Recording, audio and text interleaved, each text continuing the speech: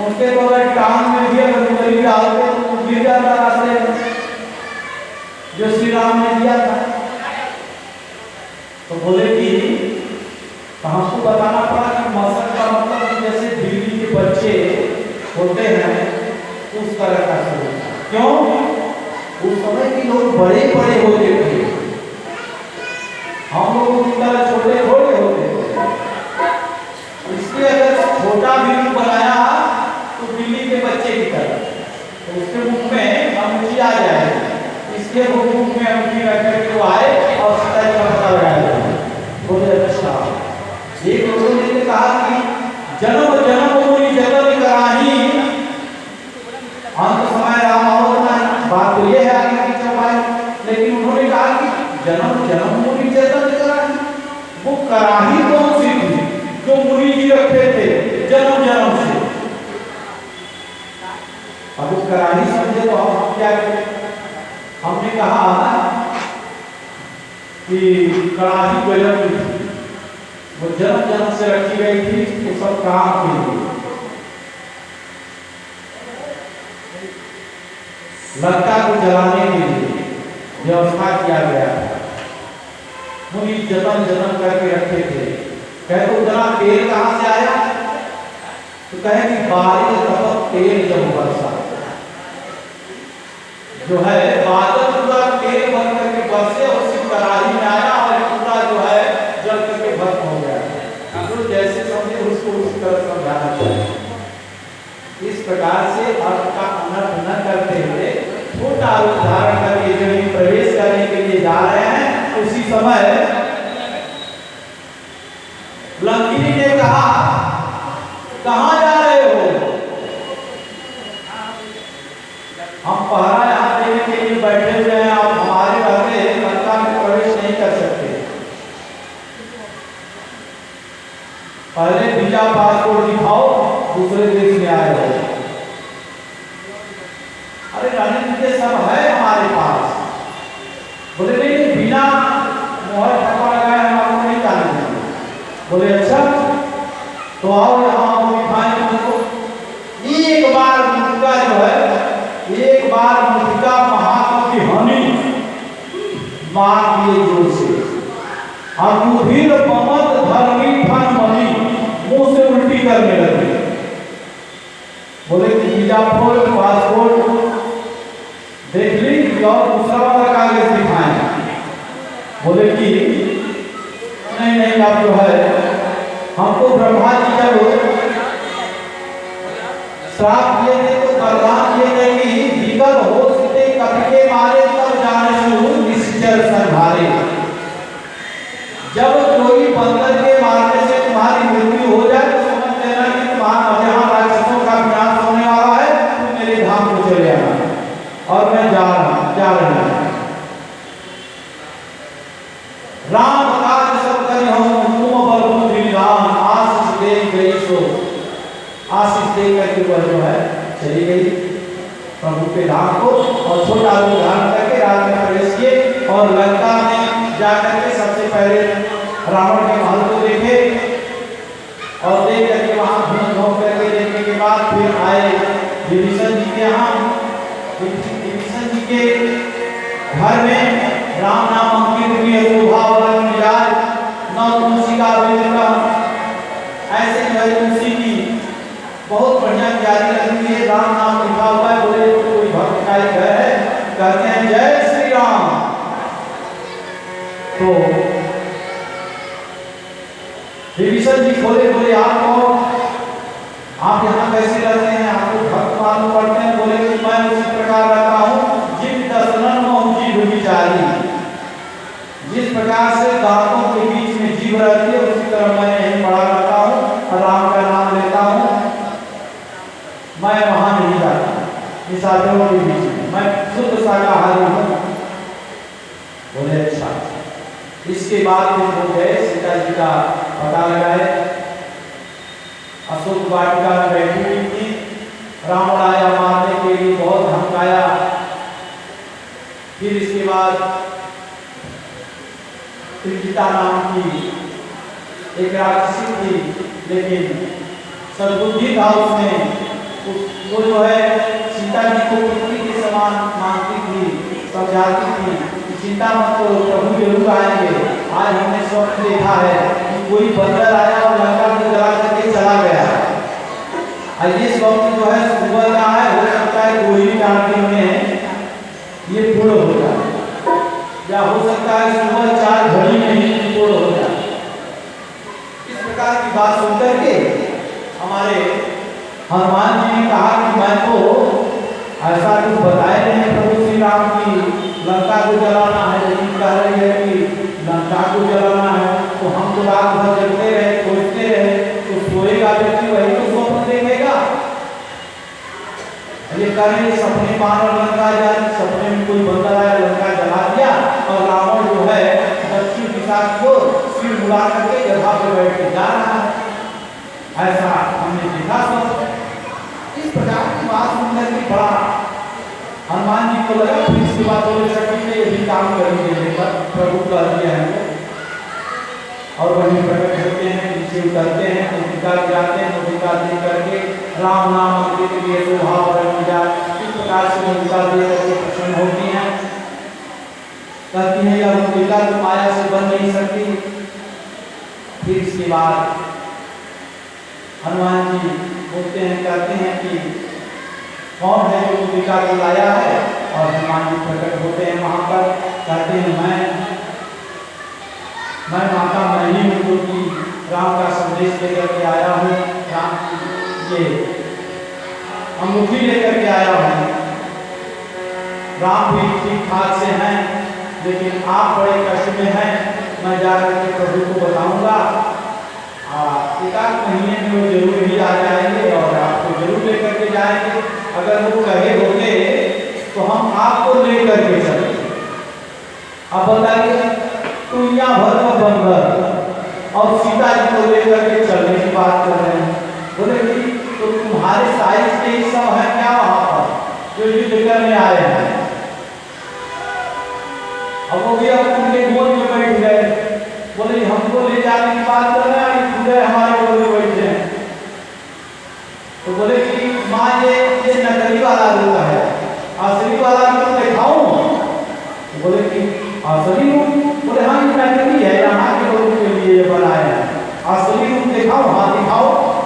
सोची कि अगर दिखाएगा तो थोड़ा बहुत बड़ा हो जाएगा। और कनक भूधराकार शरीरा समर भयंकर अति बलशीला, बड़े विराट धारण किया, सोने के कालिका की तरह एकदम पहाड़ पर बड़े हो गए।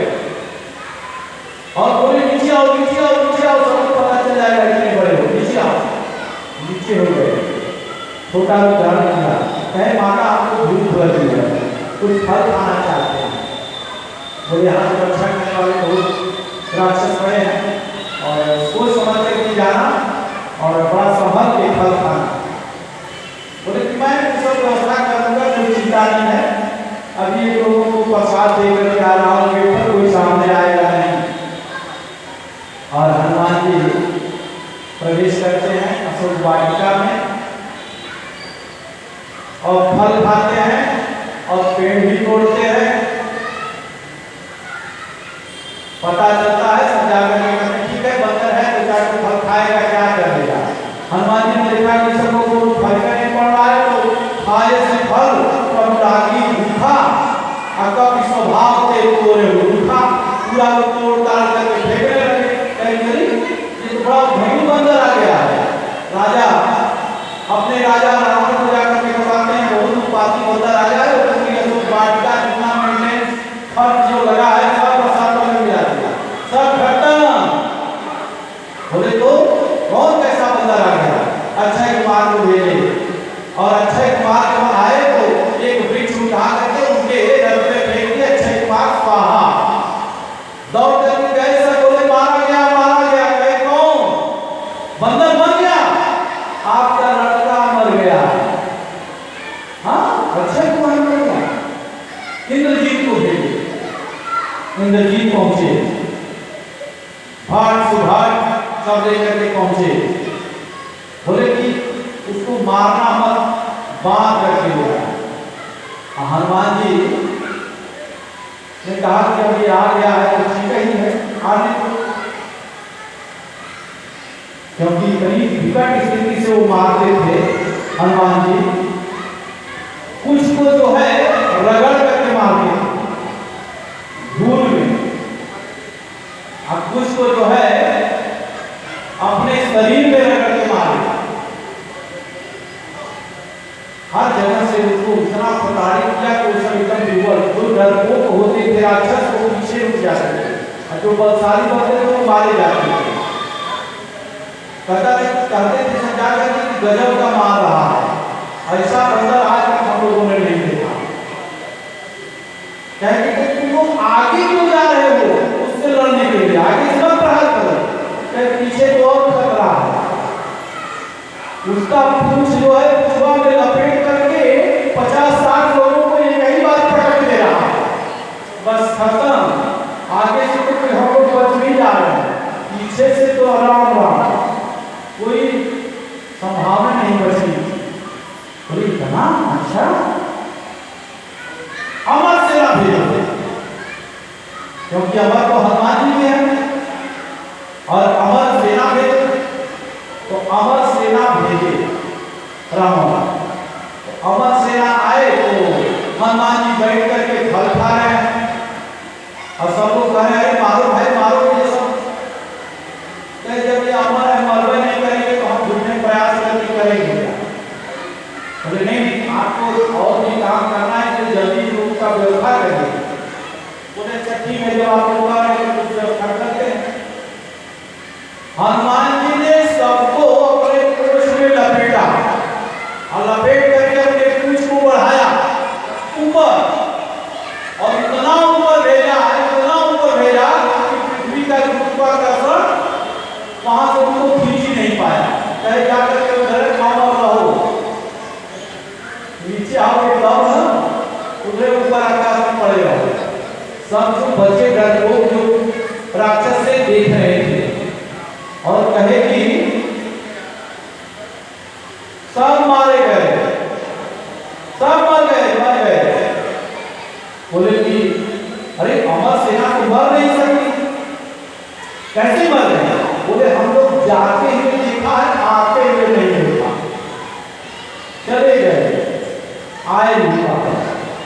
बोले अभी सब काम ठीक नहीं है, इंद्रजीत को भी भेजे, और इंद्रजीत जो है गए ब्रह्मास्त्र साध करके, और उनको आशीर्वाद का किसी बंधन में नहीं पड़ने वाले थे, लेकिन ब्रह्मा के अस्त्र को सम्मान देने के लिए स्वयं मर गए, मूर्छित हो गए, पहले ही गिर गए। तो बोले कि बांध करके नहीं चलो। सब राक्षस बोले कि जाकर के आप नहीं बांधिए, पता नहीं कहीं आप खोल करके देख लिया तो हो गया कर जाना होगा, आप बांध करके जो है अपना काम करके लेकर के चल दिए। तब तक हनुमान जी ऐसे देख रहे थे, नहीं मारने का नहीं, बहुत गजब मारते हैं आप, याद है ना? अच्छा उस सबको कोविड का सुई भी नहीं लगा था, भगवान सुई हनुमान जी सुई भी लगा दिए। बाद में अंदर का होता है बड़ा मिला करके रगड़ करके कई पूरा पोस्टर वो सब लगा दिया, सब सुबह के मार दिए। आलू की तरह जैसे लोग छीलते हैं तो उसको देखते हैं लगा तो नहीं छिलका, ऐसे छील दिए निकला। बहुत बरकरार आ रहा है महाराज, हम लोग गलती नहीं है, इन्हीं के कहने से हम लोग ले जा रहे हैं। बोले राम का नाम लो तो हम छोड़ देंगे, और नहीं तो वही मारेंगे। बोले जो कहेंगे वो सब करेंगे। बोले श्री राम जय राम जय जय राम, श्री राम जय राम जय जय राम, श्री राम जय राम जय जय राम, श्री राम जय राम।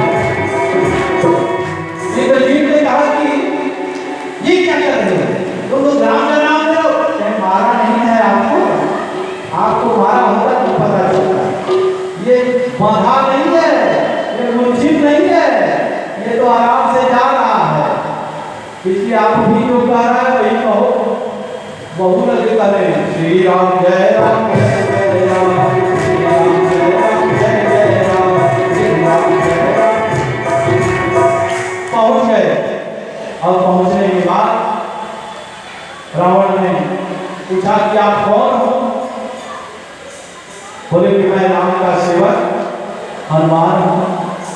अच्छा, इतना उत्पाद मचाए हो, इसको मार डालो। तो बोले कि मारने के लिए तो कहा ठीक है, ये मरवा देगा, पता नहीं क्या क्या अंग भंग करवाएगा, अंग भंग के पटे बंदर, कहीं मेरा भी नाक कान कटवा दिया तो बड़ा दिक्कत हो जाएगी। क्योंकि हमारे प्रभु ने इसकी बहन की नाक काटी थी, कहीं इसको याद ना आ जाए कि नाक प्रभु ने काटा, तो हमारी नाक काट देगा तो हम कौन सा मुंह लेकर के जाएंगे प्रभु के पास।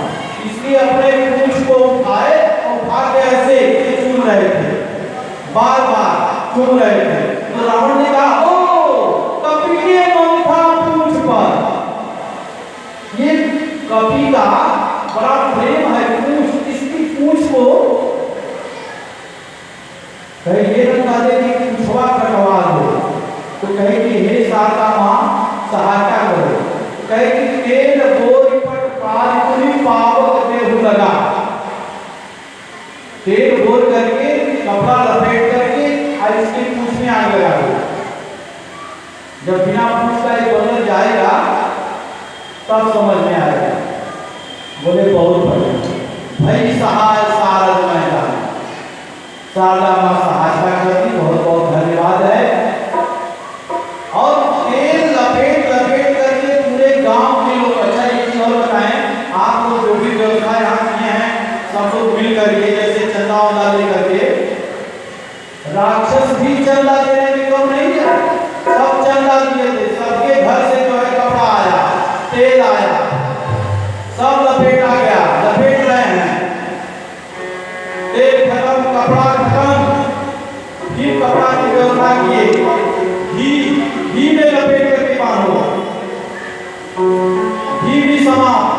तब कहे कि महाराज इसकी पूंछ नहीं, अखंड पूंछ है, ये बढ़ती जा रही है, बढ़ती जा रही है। अब कपड़ा खत्म, तेल खत्म, घी भी खत्म। कहे कि घी लगाने को कौन कहा था, हमको बोले थे कि तेल खोल करके लगाओ, घी भी स्वाहा कर दिए तुमको। इसके बाद पूंछ में आग लगाए। बोले कि प्रसादी भी तो वही वही देना चाहिए जहाँ जहाँ से चल रहा आया है, प्रसाद तो पहुँचना चाहिए हर लोगों के यहाँ। इसलिए उन्होंने जितने राक्षस के घरों से चंदा आया था, तेल और घी और कपड़ा, सबके घर को जलाया, दूर दूर करके जलने लगी। लेकिन विभीषण का घर जो है नहीं जला। बोले कि जब विभीषण की चंदे नहीं थे तो उनका घर पहुंच जाए, उनका घर में प्रसाद पहुंच जाए, इसलिए उनके घर को छोड़ करके पूरे लंका को जलाए और समुद्र में अपनी पूंछ जाए, माता सीता से आज्ञा मांगी, अजय हमारे दिनों में के दाता जान की माता बहुत सारे आशीर्वाद दिए और अपने प्रभु श्री राम के पास आए। सारी योजना बनी, कुंभकर्ण का वध किए, रावण का वध किए। फिर इसके बाद विमान पर बैठ करके अयोध्या के लिए प्रस्थान किए, अयोध्या के लिए प्रस्थान किए और अयोध्या में बड़ा भव्य स्वागत किया गया। सिंहासन पर प्रभु श्री राम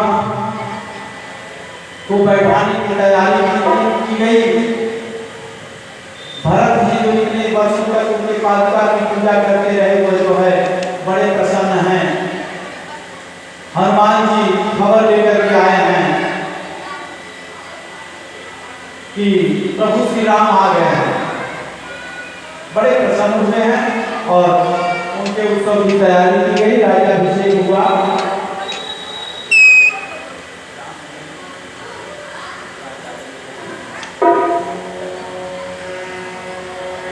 इस प्रकार से बड़ा ही सुंदर पूरे नगर को सजाया गया।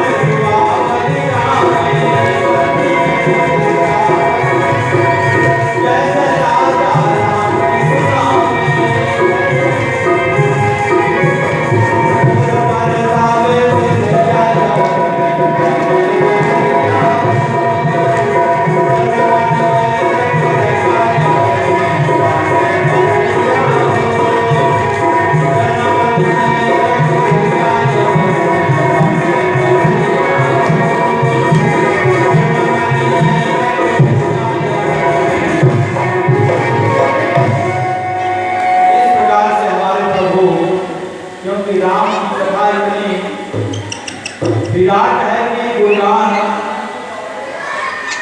करना कितना भी करो फिर भी कम नहीं होता है। जब राम कथा कभी भी आपको सुनने की इच्छा बनेगी तो राम का फिर पूरा विस्तार से वर्णन किया जाएगा। और आइए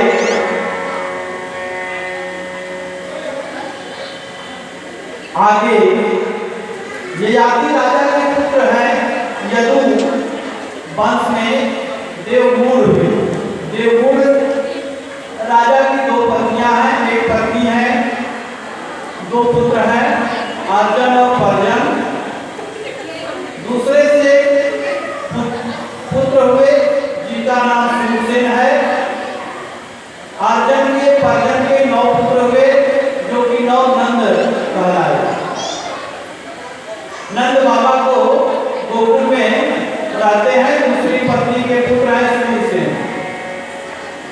सूरसेन के पुत्र हैं वसुदेव जी, और वसुदेव जी की 7 पत्नियां हैं।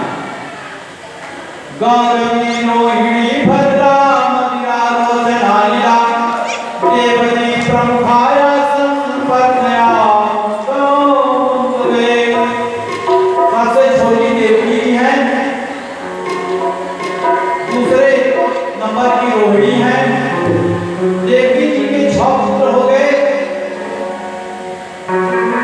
6 पुत्रों को कंस ने मारा। रोहिणी को एक पुत्र हुआ बलराम जी, अर्थात देवकी के ही पुत्र थे। उनको संकर्षण विधि के द्वारा रोहिणी के गर्भ में धारण कराया गया, क्योंकि राम जन्म में वो लक्ष्मण बने थे और राम बड़े थे। बोले कि मैं इस बार बड़ा बन करके चलूंगा, आप हमसे सेवा जब मैं आपका करता हूँ तो आप मना कर देते थे कि हमें हमारी सेवा मत करो, जाकर के विश्राम करो। आपकी आज्ञा मानना पड़ता था। अब मैं जब आप कृष्ण का अवतार देंगे तो मैं आपका बड़ा भाई बन जाऊंगा। वही देवकी जी के साथ में गर्भ से संकर्षण विधि के द्वारा रोहिणी के गर्भ में प्रवेश किया गया माया के द्वारा। और फिर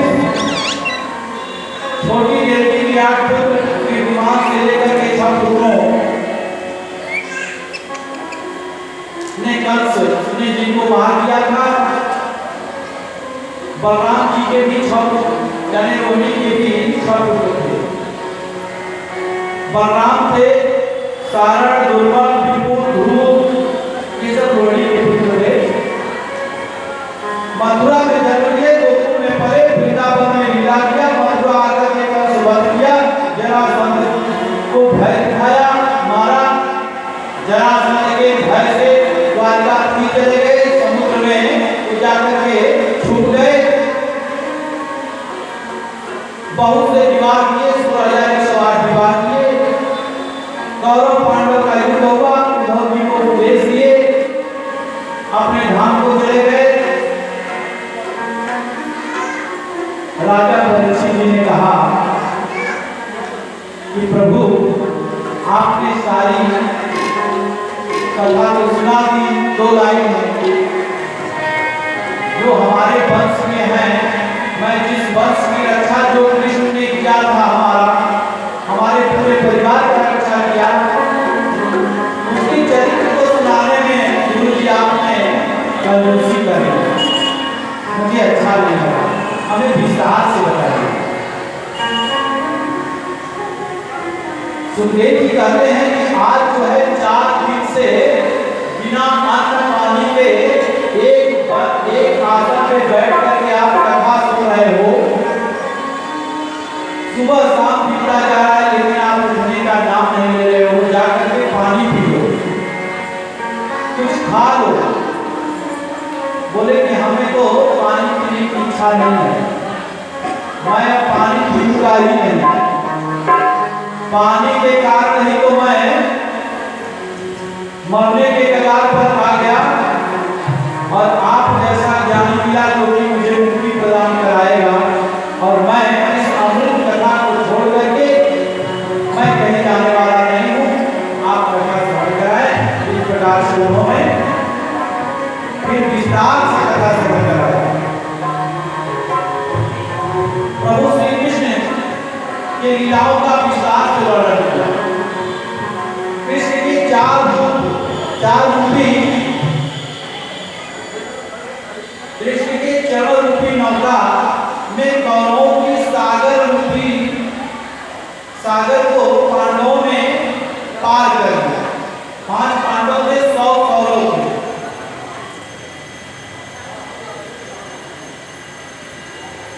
बोले कैसे रक्षा किए?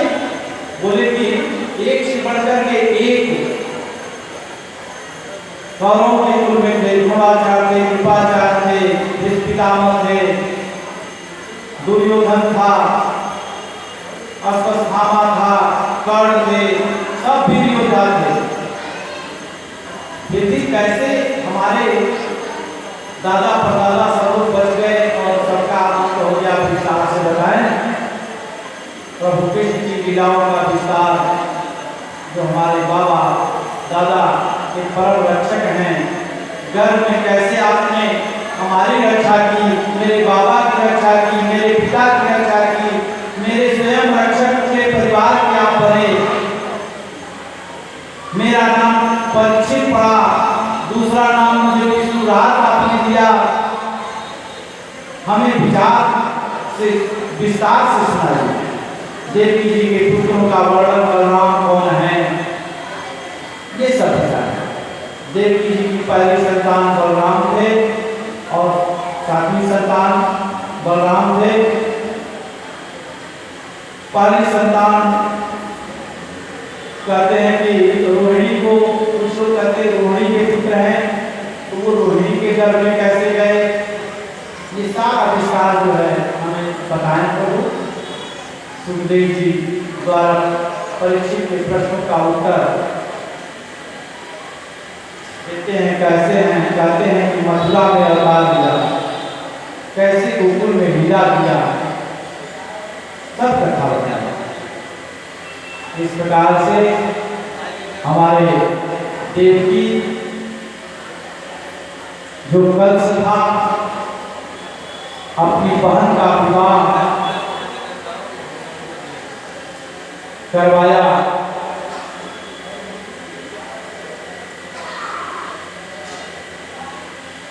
आकाशवाणी हुई कि जिसको आप छोड़ने के लिए जा रहे हो, जिस बहन को इतना प्रेम से कन्यादान किए हो वसुदेव के साथ,